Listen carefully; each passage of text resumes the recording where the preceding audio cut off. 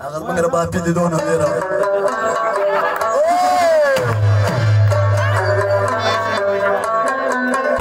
دس منٹ اور 15 منٹ آپ بیٹھ جاؤ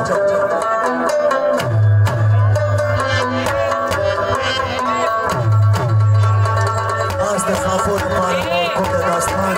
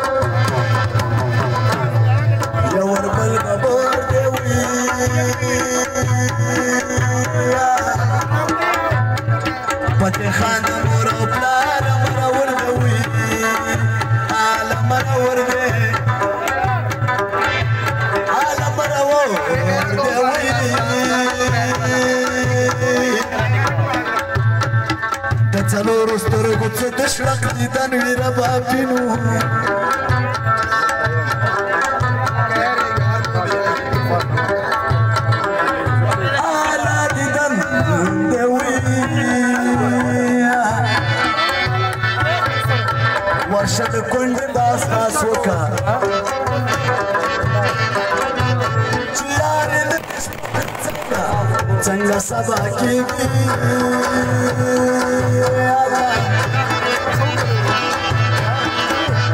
و چیار نوش په څنګه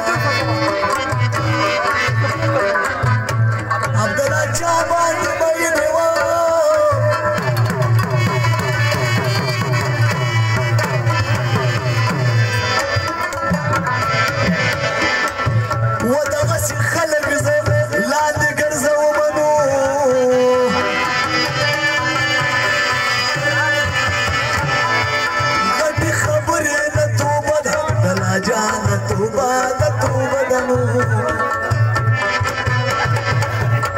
زما عزت امانو ټول کوي مینا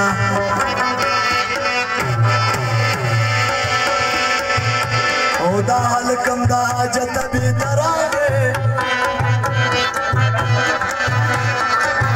او تقدیر ګوره ورته څه شعور ګویا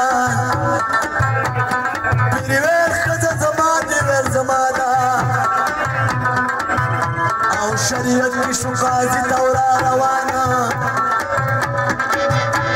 قاضي ویلې جلی کم یو دې صفتن دی او د جنابې دستګیر ته شو روانه قاضي ویلې جلی کم یو دې صفتن دی او جنې ویلې دواړه ښکاري په یو شانه قاضي ویلې دا شریعت نشم کولی او د جنابې دستګیر ته شو روانه دستګیر ویل یوه نوې کوزه راوړئ او سمدستي راطلب کړه ګلالانه هر سړی چې په کوزه کې شو دننه او په دې بله خوله بار شو هغهانه دا جنۍ بیا د هغه سړي رسېږي او پیری ډېر خوشحاله شو په دې فرمانه پیری زر زر په کوزه کې شو دننه او پیر صاحب که پیر احمد نه بل دیوانه او دا هلک او جلۍ دواړه یې رخصت کړه او غم زمین کاموال جوړ کړه دا داستانه و دغه ظاهر کاکا ته وایه کوایه او کوایه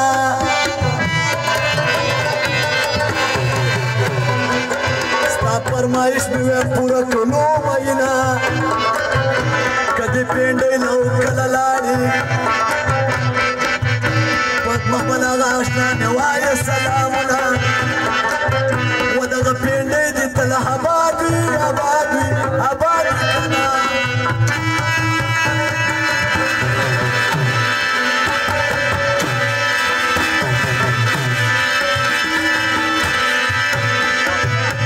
ښایسته ګلونه مې پرې عمر تېروي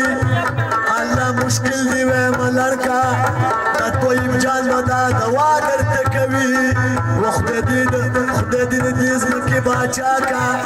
د طیب جان شمله به نیغه وي میینه خدای دې د دې جهان باچا کا زه خو دې ورور یم زه زړه درد لرم میینه نور دې غمونو نه لا ساته غم که دې راغی زه جوړه ولاړه یم آخري ګانا به ما د ټولو په فرمایش ځکه چې ما ډېر شوقین یم نور ودونه هم را په غاړه دي او بیا نه بعد چھٹی